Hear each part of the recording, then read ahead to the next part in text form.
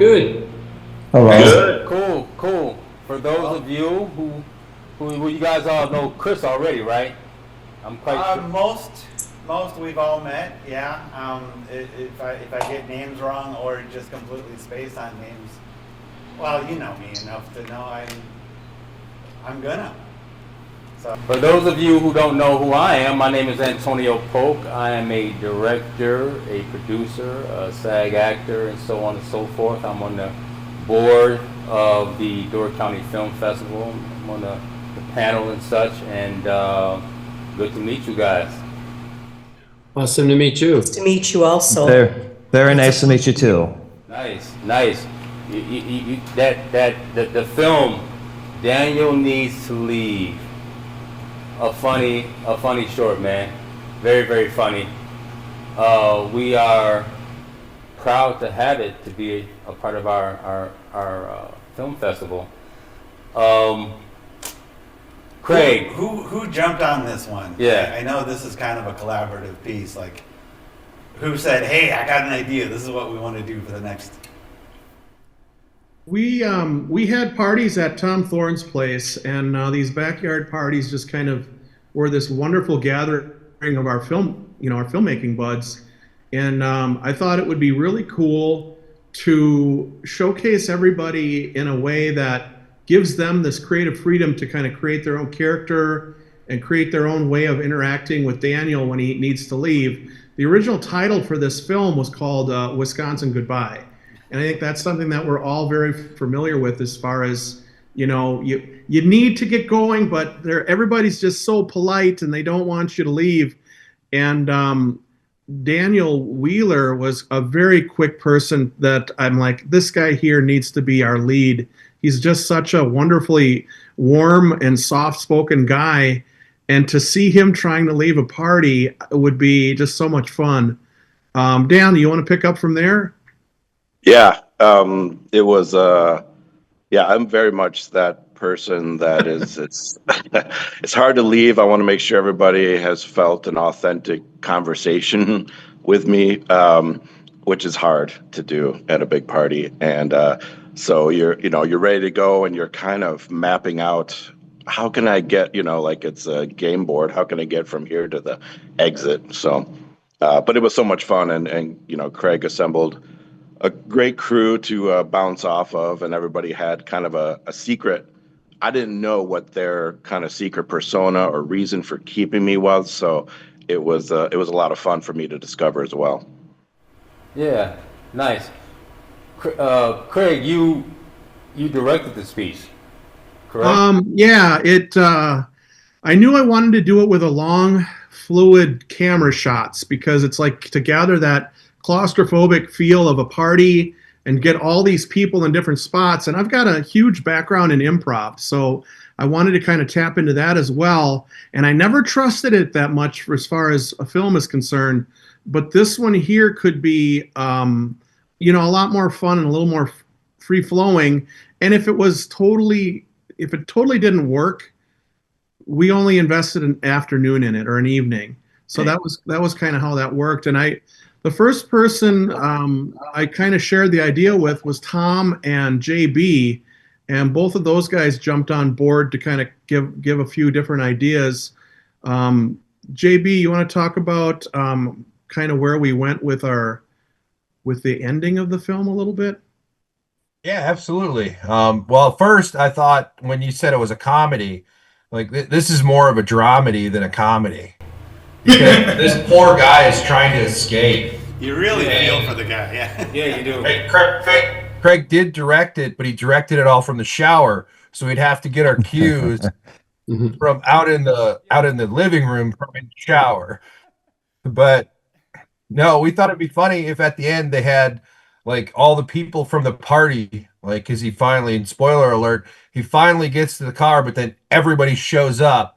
And they're all kind of encompassing and also holding him back from leaving after he get. It was like a Night of the Living Dead type of feel at the end where everybody just swamped in on them and such. And Craig, I'm sorry to cut you off, but Craig, that was funny, that little piece you did.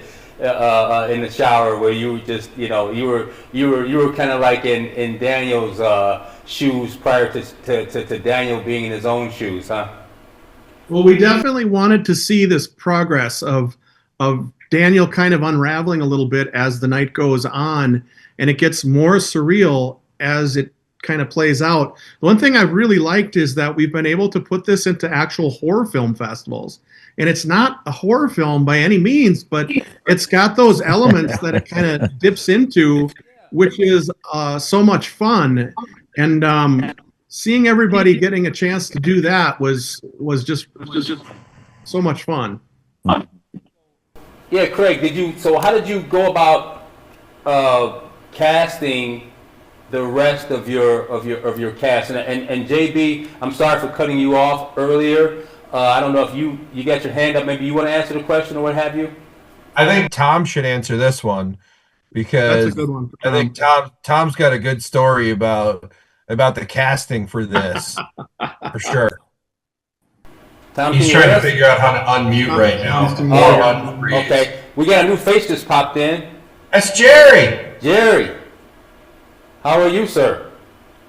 We'll come back to you momentarily, Jerry. Tom, can you hear us? Can you hear I got the mic working now. Yeah, so the crew, basically it's all people that we know each other pretty well from the film community in one capacity or another.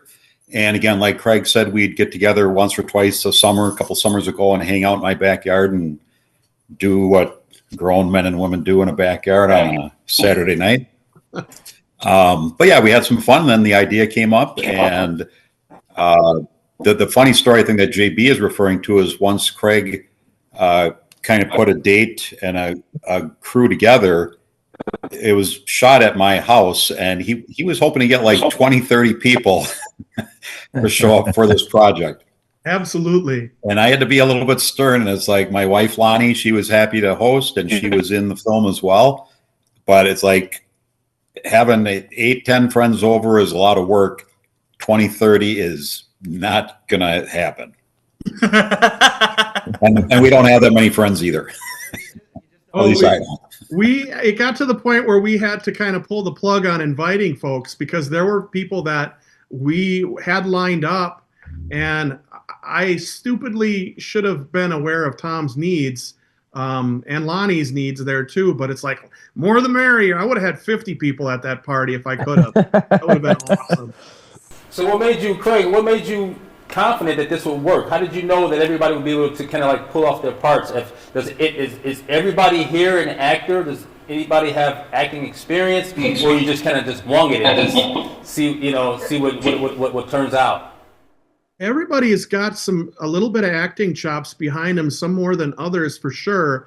And I just knew that ultimately they're going to be playing themselves with a little bit of spice on it. So making it that little bit more of each person was going to make it that much more interesting. And actually, what you could do is actually go around this crew too and see have everybody talk a little bit about their part. Yeah. Can we do that? Yeah. That's a good idea. Who wants to start? There's a gentleman at the bottom of the screen named Dan Davies. He's looking like a serious guy there. He has a incredible smile. Wait. Who? That name's familiar, but I can't quite get. Dan Davis? You're thinking of Don Davis. Don Davis. That must be Don Davis. Different guy. Yes, different guy. Yeah, I know him. I've seen his movies.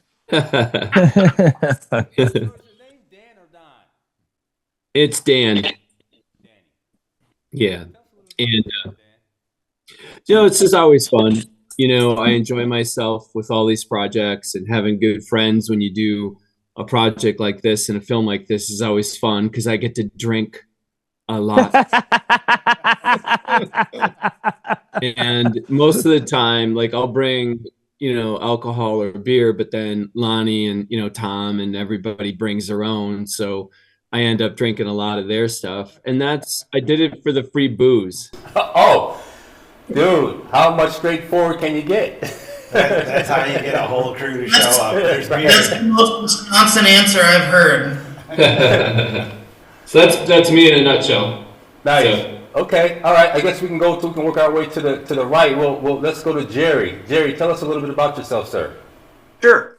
So I've known Craig for, gosh, it's Craig. How long has it been since you founded along with Tom and Jason? Yeah, but you know what? We knew each other through Comedy City and your wife before that. So I've known you for probably almost 20 years, Jerry. Yeah, Believe it or yeah, not. 20 years. So we've known each other. And we share similar interests in terms of movies and comic books. So yeah, I've always offered if Craig ever had a part for me, let me know. So we've done a few minor things and have thought about doing a few things over the years. But he thought, hey, I could be a guy that could pick up pizza, and you know what? Damn it, I did that better than most. I'm the I picked up the pizza and stopped our protagonist from leaving once we have the pizza. Nice. We're moving to Aaron then. Aaron, how are you? Good. How are y'all doing? Good. Excellent. Tell us a little bit about you. Oh, well, a neighbor to Tom Thorne, the annoying neighbor I've been for years, and I'm also a singer and songwriter and Elvis tribute artist. So the Elvis in there came so natural for me. So that was you. You were the Elvis. I was the Elvis. Nice. He did mention He earlier also that- performs Elvis at numerous places. In fact, Aaron, where were you just at? I am in the middle of tour. We just got back from Pigeon Forge, Tennessee. Nice. Nice. Congrats. I guess we can. Thank you. So it wasn't a stretch. I mean, we thought about keeping it surreal, and for Aaron, it's like, hey, Aaron, can you bring your Elvis outfit? And it didn't take a lot of asking. He was very willing to do that. Absolutely. Did you incorporate that character at the last minute, or you kind of just wrote that in as you were writing the script? Honestly, if he wouldn't have shown up as Elvis, we would have just had him being some bizarre character out there. But because he had his outfit, we definitely wanted Elvis. At that point in the story, things are supposed to be pretty wacky and weird, and that fits the bill so wonderfully. And it was a privilege to be in this film. I think, Craig always does phenomenal when it comes to writing and casting, that I thought it was so quirky to have the kind of surreal dream thing going on. And the lighting was great. We only did 4 or 5 takes of that? Yeah. It was a very, very well put together piece. Craig, I met you last year at the festival. That was awesome. When you did the and I don't mean to get off our topic with this film, but you did another film last year that was very, dude. It blew me away. It was like, and you were really funny and quirky in that. The Inheritance. I got a chance to play the devil. Yeah, it was. I mean, you really had me like in a corner cracking up to myself. I mean, it was just really, really funny. You do some good work, man. Awesome. Well, and I knew that all these people here too could bring something to the table, as far as they're all funny people. Every single one of these people that I know is hilarious. So bringing them all on board, I knew I was going to have something with it, and my fingers were crossed, because one of my buddies who kind of helped me with some of the script ideas out of LA, Sean Parker, he was my how do I say that, JB? My buddy JB, or Sean Parker from LA, who's actually from Menasha. He kind of gave me this idea for this third act, where all of a sudden, he meets him in the shower and things like that happen, and that's a no-brainer. That's absolutely great to see that happen. And JB is actually a classically trained Shakespearean actor, so that was really cool to pull him into the process as well. Is it Juilliard? JB, did you go to Juilliard? He dated a girl named Juilliard. Julie. I went It was to- Julie. I went to Not Juilliard Juilliard. Tech. It was Julie. I Yeah. went to Juilliard Tech, which is a very relatively small community college in Menasha. So it's like the local Emmys where anybody can win a Menasha Emmy if you're in Menasha. So And JV got the Menasha Emmy, right? no, I didn't get it yet. Fortunately, I lost it to Daniel Wheeler, who got the Menasha Emmy. Oh, was he because he was living in Neenah? Was that why? I think it's because I'm from lost him, too. Oshkosh, and I always rip on Menasha, so they looked over me for the Menasha Emmy. But I'm okay with that. I'm okay. I'm going hopefully for the Oshkosh Emmy on this next round. Who else do we got on the call yet? Kurt hasn't said anything. Kurt, let's hear Kurt. Oh, hello. Hi, everybody. Can you see me? Yep. Okay. Hi, guys. How you all doing? Hey, how you doing, Kurt? I'm doing very well. Thank you. Good. Tell us a little bit about yourself, my man. All right. Well, I was born in a little town in Poughkeepsie. Long story short, I was an over-the-road truck driver for 20 years, and then I always wanted to be an actor, and I do modeling on the side, and then Dan asked me to be a part of this film project, and so it was my first film, and I did 4 films this past year, which is a great honor. So thank you, Dan, for helping me get back into acting. So thank you for that, my friend. So Me, right? no, not you. No, I'm just kidding. I'm just kidding. But that's the thing too. It's like everybody here is such a great person, and we try to have like that convivial relationship where we each help each other. So yes, absolutely. Absolutely. Oh, absolutely. So no, I was an over-the-road truck driver. Oh, can you hear me? Okay, sorry. So a little iffy on technology, so I'm just making sure everything's working well. So I drove semi for 20 years, coast to coast, and then always wanted to be an actor. And so then I ran into Dan at a music show, and we became friends. And then I told him about me wanting to be an actor, and he's like, "Where are you from?" I'm like, "I'm from Poughkeepsie." He's like, "Really?" And so that's how we hit it off. And then he told me, "Oh, I did the movie Ed Gein the musical." I'm thinking, "Wait a minute, what?" And I thought, "Oh my God, I love that movie." So we hit it off, and he knew that I always wanted to get back into acting, and I do a lot of photography, modeling. I do a lot of freelance stuff. So when Dan asked me and Craig asked me to be in the film, and I thought, yeah, sure. So it was a great honor that they asked me to be in the film. Sorry if I'm wearing a hat and I'm still in my work clothes. I just got done with work, and it's really cold out right now. So Hey, Kurt. yeah. Hey, Kurt, can you at the end of the movie, when all the zombies are around the car, there's a point where you just kind of stand there and look pretty, I don't know, pretty glossed over as the car passes you. Can you kind of fill in the audience as to what happens there? Yeah, there's a few people standing around the car. So yeah, which one were you? I was I was on the driver's side, and I was waving, and all of a sudden the car started moving, and then all of a sudden I felt this pressure on my shoes, and I looked down. I thought, "Oh shit!" Now holding over my toes, is he? Daniel ran my feet over, but I thought, "Oh my God, stay in character. Don't say anything, because if you say something, he's gonna stop, and then the tire's gonna be on your feet." So I just looked down. I thought, "Oh my God!" And then my feet got ran over. That was the ultimate non-breaking character moment ever in cinema history. Thank you so much. And he did his own stunts. So Yes, I did my own stunts. Damn it! So Kurt gets the Emmy. So yeah, I just He gets the grand shoot. the grand shoot. Shoot Emmy.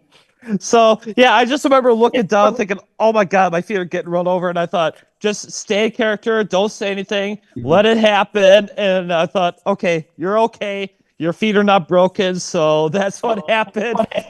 Awesome, awesome. That's the highlight of the moment right now with that story. Thank you so much. I guess we're gonna move on. Cola. Go ahead. Cola. It's on you, my dear. Tell us a little bit about you. We see you everywhere. I mean, you're constantly. We're Facebook friends, so I see you. Yes, we are. You're constantly all over, everywhere, at all times. For reasons. What It's not made even possible. right? What made you want to be a part of this film? Well, I always wanted to be a filmmaker when I grew up. And so every opportunity there is to work on any project, I will jump at it, especially because I somehow got pigeonholed into film festivals while trying to pursue my career as a filmmaker. Yes. In fact, we shot this right before I was headed to Turner Classic the next day. Cola, where are you at right now? I happen to be in the mountains somewhere. You're at the Sundance Film Festival in Park City? I'm not actually at a film festival per se yet. I had literally rolled into town a few minutes before this call. And I am here. Actually, I think Sean is here as well. Yep, Sean is here. The backstory, Sean and I traveled to the Sundance Film Festival together in 2002. And so I am here for reminiscing, reunions, and respects to Robert Redford because I spent 20 years here in Park City. Yeah, but I'm only cameoing. Here this time. Wonderful, awesome. We're great to have you in this mix right now with everybody.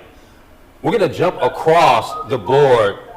There's what does that say? Owner? Is that? Oh, that's Donna. I don't know why.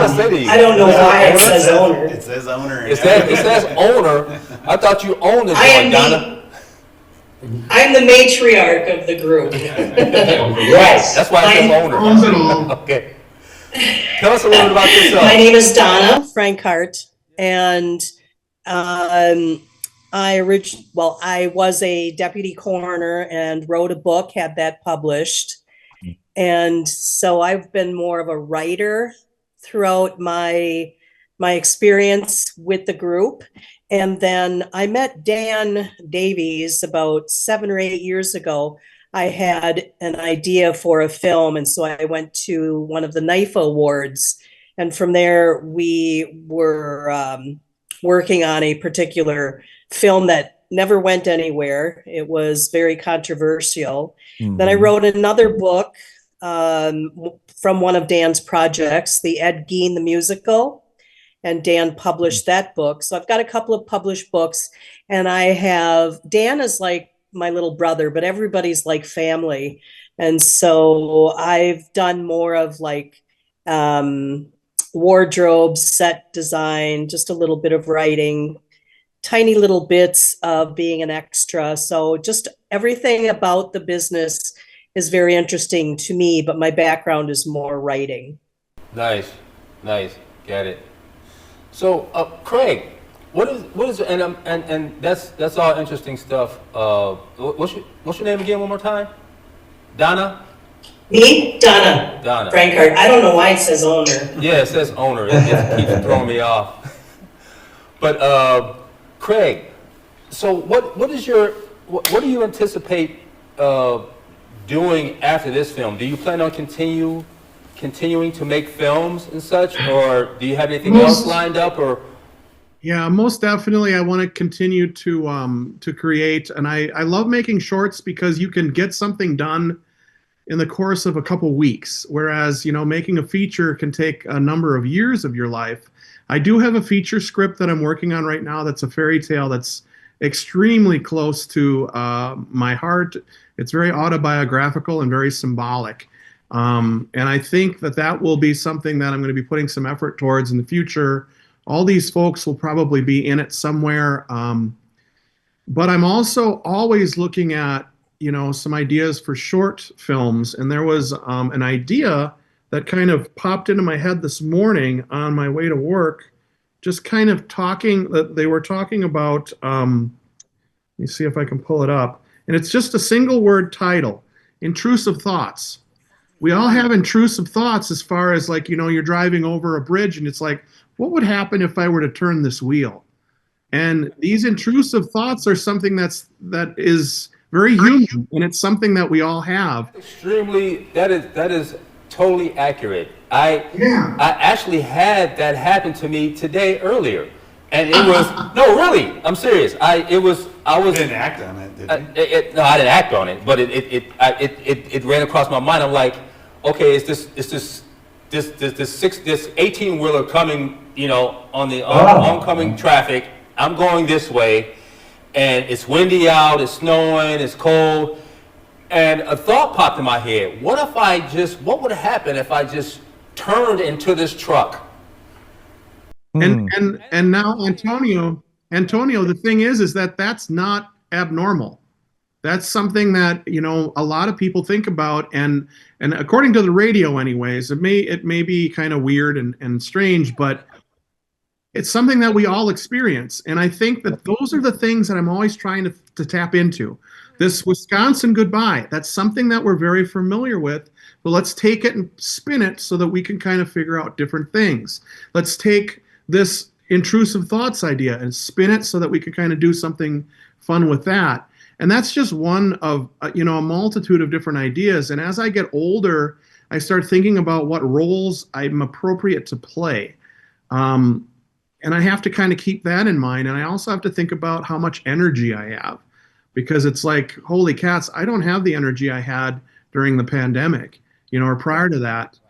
And then on top of that, we're in a time in our country where it's tough. It's super tough. And I know that that's not something people like to talk about, but I think a filmmaker's job or an artist's job could really be significant in letting people know how to internalize some of the things we're dealing with. And so I've got a handful of shorts, or I've got a short that I wrote probably 10, 20 years ago that deals with just two neighbors who are trying to come to terms with that.